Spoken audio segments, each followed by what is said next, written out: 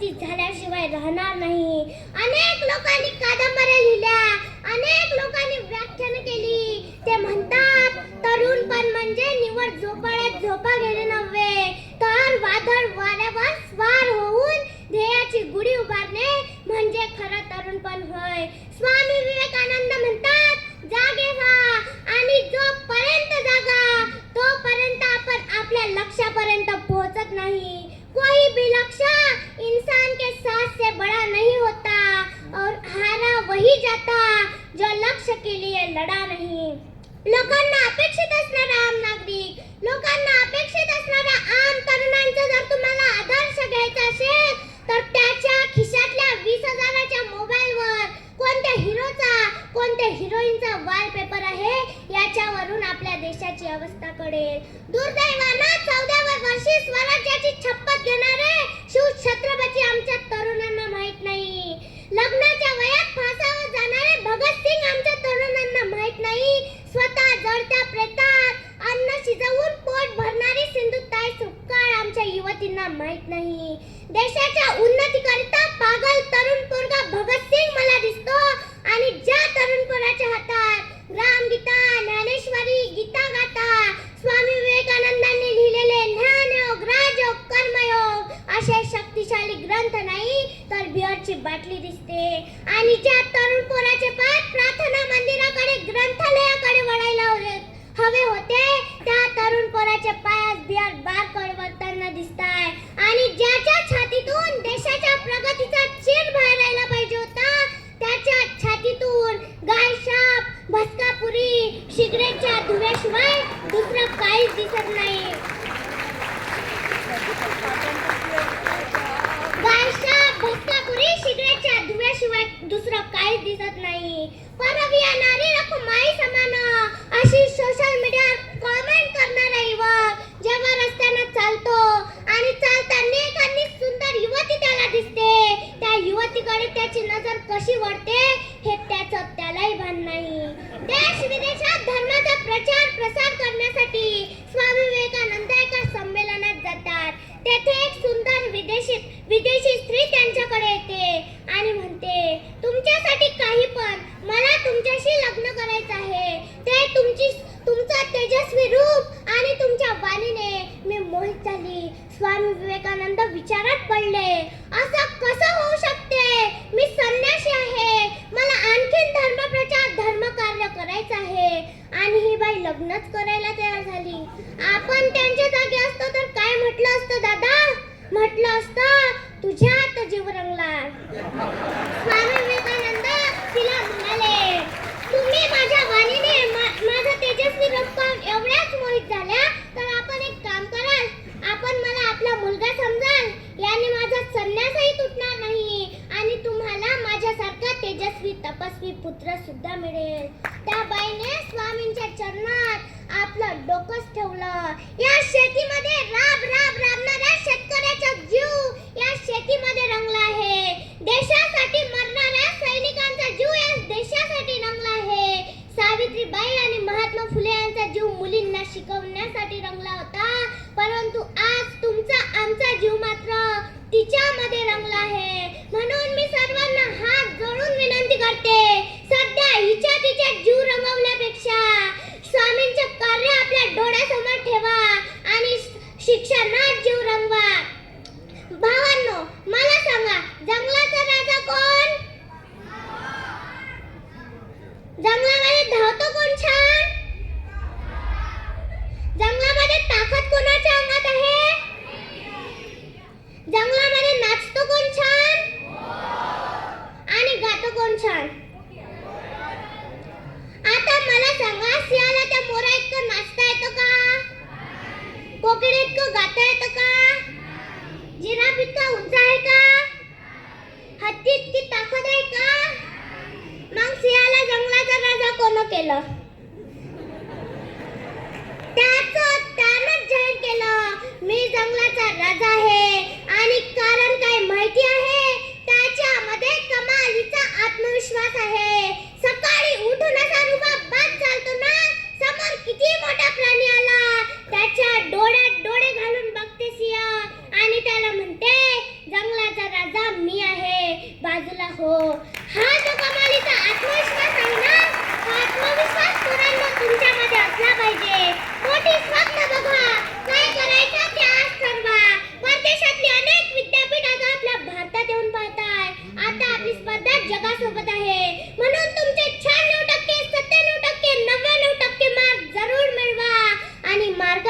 सोबत आपण कोणती कौशल्य आत्मसात करतो का? जपानचं हिरोशिमा नागासाकी सगळं उद्ध्वस्त झालं, पण जपान पुन्हा ताठ मानेने उभं राहिलं. कुणाच्या भरोशावर उभं राहिलं? तर आपल्या सारख्या चेंगू मेंगू पोरांच्या भरोशावर उभं राहिलं. पोरांना कळलं आमचं काम, आमचं ज्ञान हे देशासाठी आहे, पण आमचं झालंय काय? आम्ही सगळे मार्कांमध्ये अडकलोय. माझं सगळ्या पालकांना सांगणं आहे, पोरांना चांगल्या शाळेत टाकलं म्हणजे आपली जबाबदारी संपत नाही. पोरांना शिक्षकांच्या हातात देऊन टाकलं म्हणजे आपलं कर्तव्य संपत नाही. घरी गेल्यावर 5 मिनिट पोरांच्या अभ्यासाविषयी आपण बोलतो का? तुम्ही म्हणाल आम्हाला वेळ कुठं आहे, आम्हाला त्याचं इंग्रजी कळतं का, आम्हाला त्याचं गणित कळतं का, आम्हाला त्याचं सायन्स कळतं का? नाही कळलं तरी चालेल, पण पोरांना विचारा आज काय शिकलाय शाळेत, उद्या काय अभ्यास लिहून आणायला सांगितला. इथून जरी सुरुवात केली ना तरी पोरांना कळेल आमच्या आईवडिलांचं लक्ष आमच्याकडे आहे. एखादी गोष्ट करायची आहे पण धाडस नसणं. बरं, भीती फक्त अपयशाची नसते, बऱ्याचदा भीती अशाचीही असते. आमच्या इथे एका नातेवाईकाचा जपानला जाण्यासाठी नंबर लागला. यांना भीती विमानात बसायची, विमान पडले तर मी मरून जाईल. आता एवढ्या शिकल्या सवरल्या माणसाला विमानात बसायची भीती वाटावीच कशी? ही भीतीच सगळ्यात धोकादायक आहे, आणि ही भीती बाहेरून कुणी निर्माण करत नसते, ती आपल्या मनातून निर्माण होते. ती भीती आपल्या आत्मविश्वासाच्या अभावातून निर्माण होते. बरेच लोक जमेल का तुला? नाही, खूप कठीण विषय असतात. अरे परीक्षा कोण देणार आहे? आमच्या इकडे सगळं असंच असतं. सायकल शिकू का? नाही, पडशील. पोहायला जाऊ का? नाही, बुडशील. अरे मग करू काय? टीव्ही बघ. कसं आमच्या लहानपणी आपण लहान असताना आपले आईवडील आपल्याला म्हणायचे इकडे नको जाऊ, बाऊ आहे. अंधारात नको जाऊ, बाऊ आहे.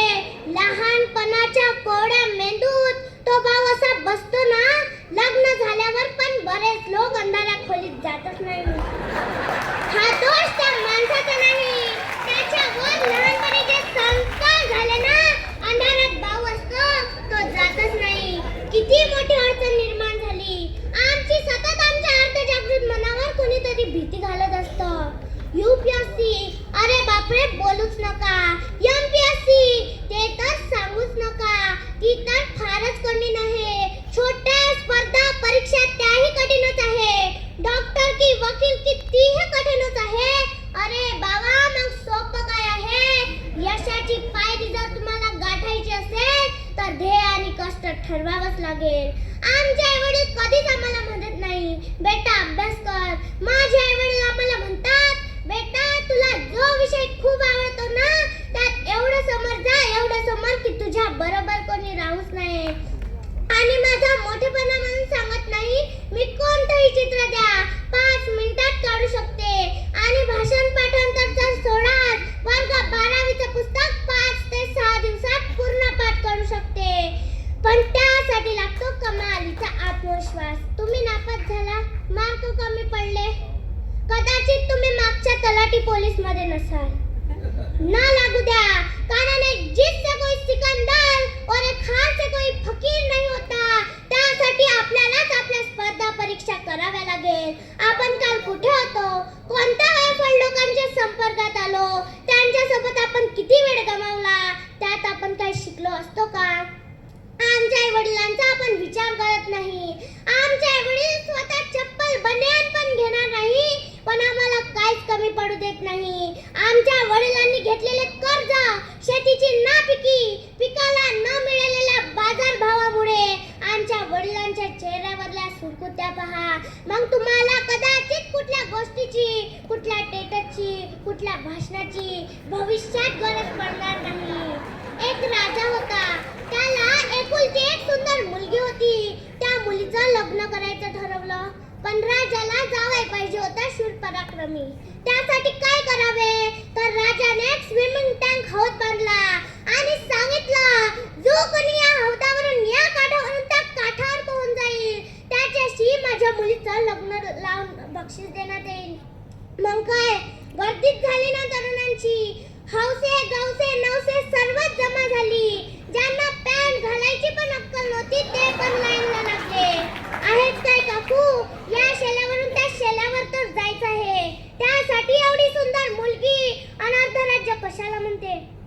एकानं तर कपडेच काढले आणि उडी मारतो का तर तेवढ्यात राजाने घोषणा केली, मी काय तुम्हाला येडाऱ्यांनी वाटलो का रे? माझ्या काळजाचा तुकडा माझं अर्ध राज्य सहजच बक्षीस ठेवेल. या हौदात साप आहे, मगर आहे, विंचू आहे, खेकडा आहे.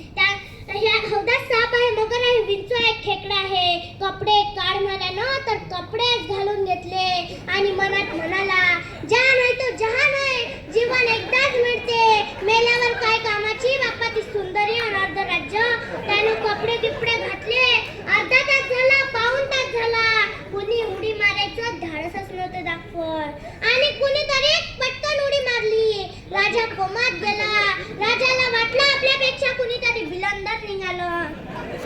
ज्यानं हौदात उडी मारली आला, या हौदात साप आहे, मगर आहे, विंचू आहे, खेकडा आहे. त्यानं मनाचा निर्धार केला.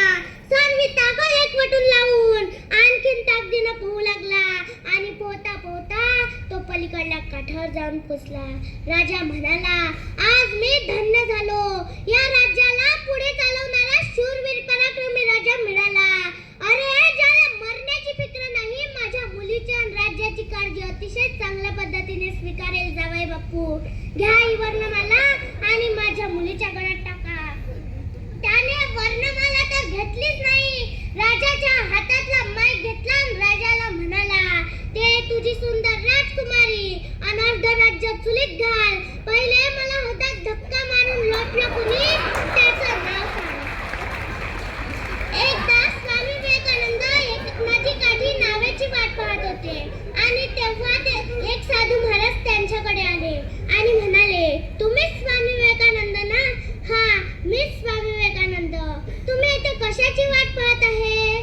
स्वामी विवेकानंद म्हणाले, मी इथे नावेची वाट पाहत आहे. ते साधू महाराज स्वामी विवेकानंदांना म्हणाले, तुम्ही एवढे ज्ञानी माणूस, संपूर्ण जगातील लोक तुम्हाला आपले प्रेरणास्थान मानतात आणि तुम्ही या काठावरून त्या काठावर नाही जाऊ शकत. थांबा, मी जाऊन दाखवते या काठावरून त्या काठावर. त्यांनी जाऊन दाखवलं आणि परत आले. स्वामी विवेकानंद त्यांना म्हणाले, तुम्हाला किती वेळ लागला हे सर्व शिकण्यात? साधू महाराज म्हणाले, मला 15 वर्ष लागली. आणि तेवढ्यात स्वामी विवेकानंदांची नाव आली आणि नावेत स्वामी विवेकानंद आणि ते साधू महाराज बसले आणि त्या काठावर पोहोचले. स्वामी विवेकानंदांना नाव चालकाला 1 रुपया दिला. त्याचे 50 पैसे आणि स्वामी विवेकानंदांचे 50 पैसे दिले आणि म्हणाले, जे काम 50 पैशात होतं त्या कामासाठी तुम्ही आपल्या जीवनाची 15 वर्ष वाया घातली. ज्या 15 वर्षात तुम्ही दुसरं कोणतं शिक्षण घेतलं असतं, समाजकार्यासाठी दुसरं काम केलं असतं, तर तुम्ही पण संपूर्ण जगातील लोकांचे प्रेरणास्थान राहिला असतात. म्हणून जीवनात वेळेला खूप महत्त्व द्या. आजचे तरुण जयंती पुण्यतिथीला डॉल्बी डीजे वर गाणे वाजवतात. मुन्नी बदनाम झाली, शीला जवान झाली, पिंकी पैसे वाली झाली. चक्रा चक्रा चक्रा नकरा नकरा नकरा शांताबाई, ढिंगणांची करण शांताबाई. आता शांत झाली, कांत झाली. आता शांत झाली, कांत झाली. आता कुणाचं ना? आता आला बाबूराव, आता आला बाबूराव, आता आला बाबूराव, आता आला बाबूराव. सर्व विद्यार्थ्यांना शुभेच्छा देते. मला इथे बोलावलं, 2 शब्द बोलण्याची संधी दिली. स्वामी विवेकानंदांची रांगोळी आणि मान्यवरांचे चित्र रेखाटण्याचे मला भाग्य मिळालं. त्याबद्दल मी आपल्या सर्वांची, खास करून मळसने सरांची सदैव ऋणी राहील. धन्यवाद.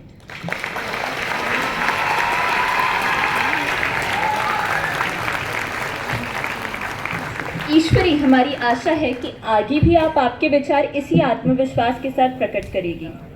अब मैं ईश्वरी से अनुरोध करती हूँ कि वे अपने बनाए हुए चित्रण स्वयं अपने हाथों से हमारे अतिथियों को प्रस्तुत करें।